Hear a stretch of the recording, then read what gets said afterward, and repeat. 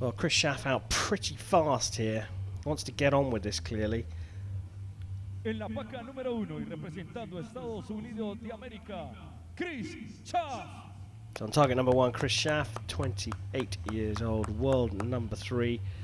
Lost out to Mikey Schlusser in the semi-finals. Jozef Bosansky. He's up against the Slovakian world number 9, 44-year-old Jozef Bosansky, who was well, not the better archer in his semi-final against Braden Gelantine, but certainly come back onto the field here with the form that he left before we were forced into stopping all sport around the globe. Fascinating lineup, both coming through tricky semi-finals. Bosansky versus Schaff. In a word, Nikki, who's going to take this? Schaff. There you go, solid. I tend to agree with you. He came out with commitment of a man that feels that he should be on the podium here in Guatemala City, and he's going to shoot first to get this bronze medal match underway.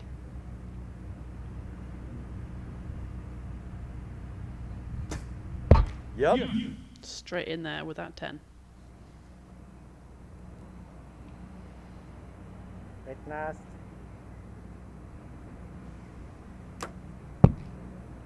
Just outside by the looks of things. It's marked for a measure, but I think I could see clear daylight between that arrow and the line. Another one. Looked a bit unsteady, but got the 10. Just keep an eye on that wind graphic we've got on the bottom right hand side of the screen. Pretty steady wind coming from behind left to right, but every time that graphic pops up it's pointing in a different direction with a different speed, and archers don't like that. Yep. Great start for Kris Schaff. So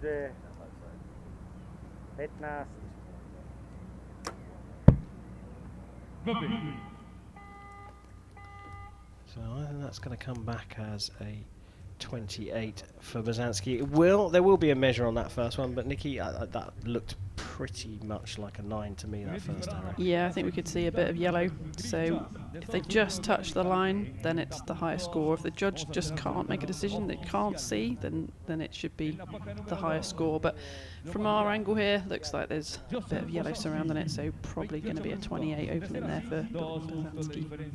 But you called it for Schaff, and look at those arrows. The grouping phenomenal, particularly on the two at the top of the 10 ring. Came out on a mission, yeah?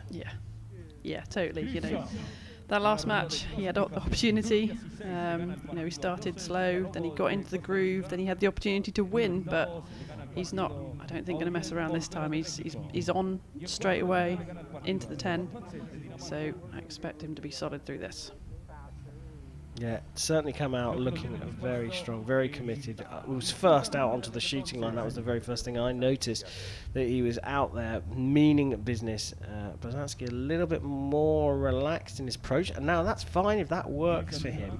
But the thing is, he's repeating the inconsistency he showed in the semi-final against Braden Gelantine, and I fancy he'll be in the same kind of trouble against Kris Schaff.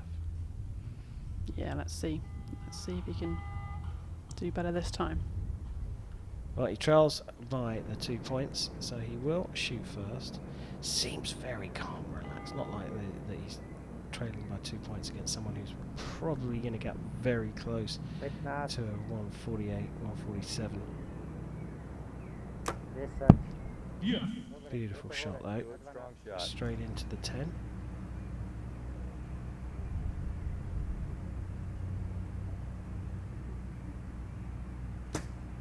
Yep. Solid 10 there from Kris. And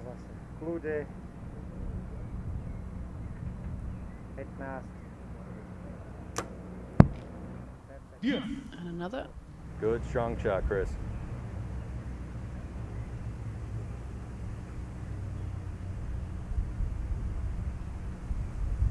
There's a bit of a move.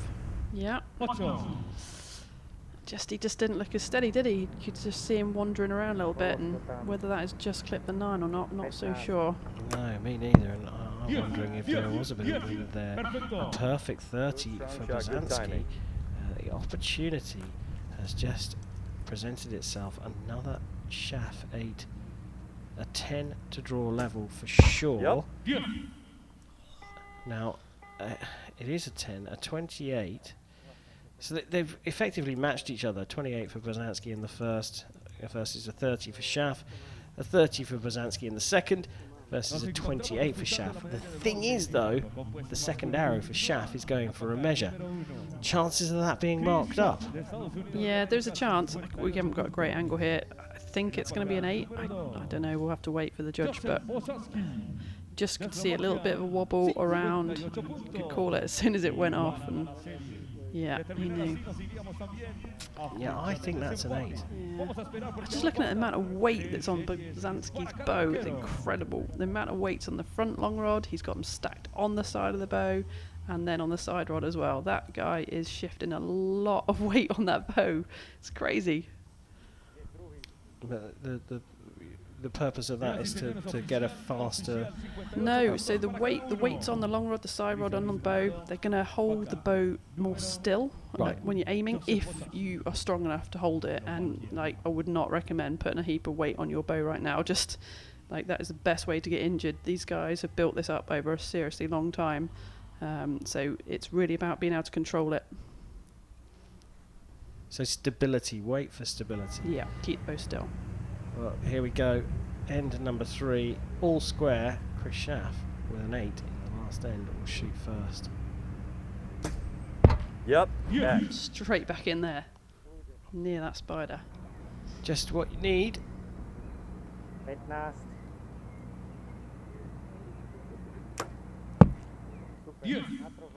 Matches it.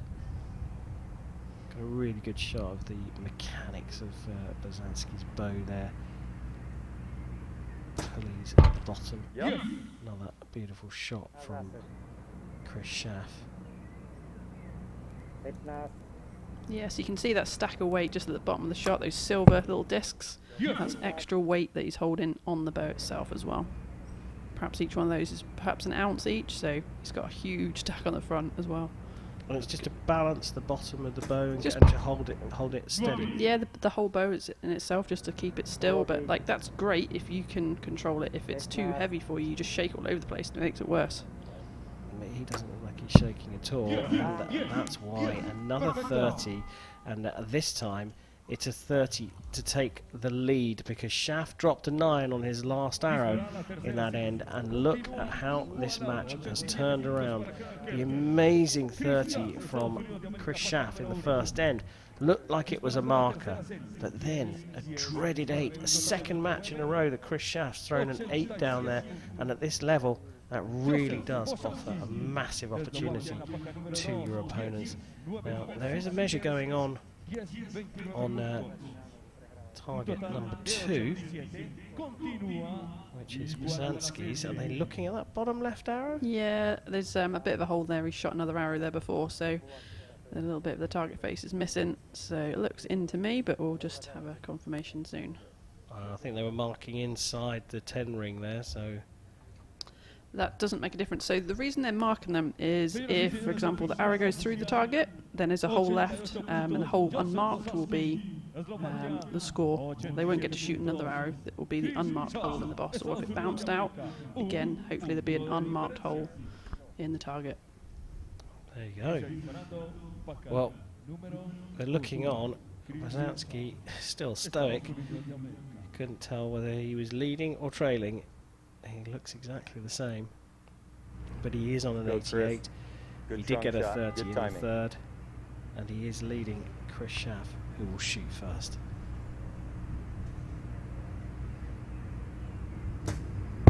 Yep. That's what he needed.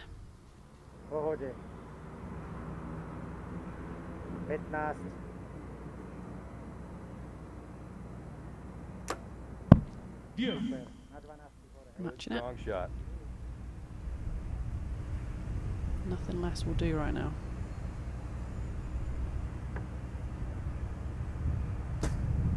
Yep. Another one. Nice group, both to the right. Tweak your sight. There we go.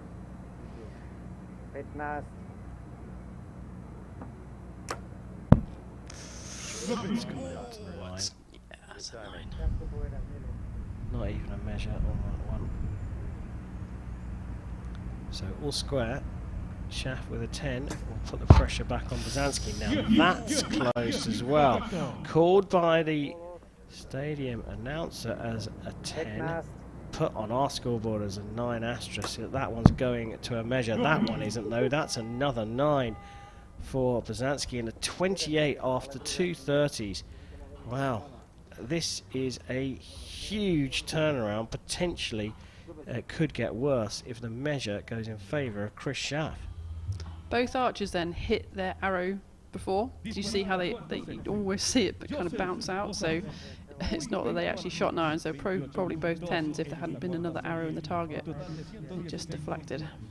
You see that more often than you'd think at 50 metres. Yeah, that's absolutely. how good these guys are, Yeah. how consistent they are. Yeah, there's only 3 arrows in there, but you know, you get deflections, you shoot, you smash the other arrow, you could get deflection right hand to the 9, so you lose a point. You can smash the arrow, you can smash the knock, but if that arrow then lands in the 9, you get the 9, so... That is an amazing group, but because of the group, that potentially has pushed that out into the 9, and I'd fancy that is still a 9. I don't think that will get marked up. I wouldn't want to be the judge, though. You disagree, Nikki, say I it. think it might be a 10. Ooh. Let's have a look. You're trying to get your peso back. Go, Kris, close this out. The smile on the face, a sort of smile on the face from Bosansky. He's like, of course that's going to be a 10. And it is. It is a perfect 30 for Kris Schaff. And what was a level score is now a lead for Kris Schaff, 117 to 116 by my calculations. And it will be Jozef Bosansky to shoot first. Super. Good, strong shot. Good timing. Fifth and final end, just 6 arrows left in total. There's 2 of them done already, both in the 10s. Still hanging So right. Yep. as things stay level, advantage increases for Kris Schaff. Good, strong shot. Good timing, Kris.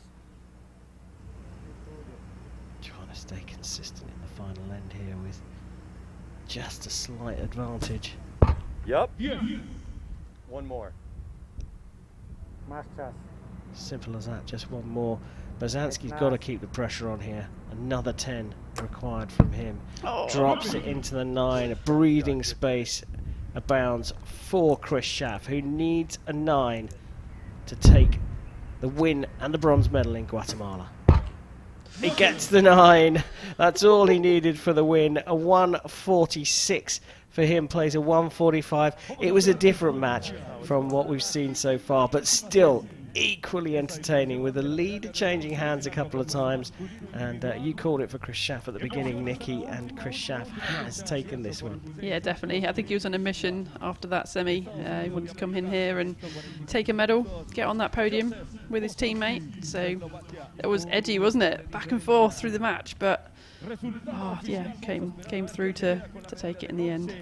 How different it could have been for Kris Schaff if it were not for that 8 in the semi-final against Mike Schlusser, and then he shot an 8 here, but just about got away with it. Yeah, I mean, he's lucky to get away with it, really.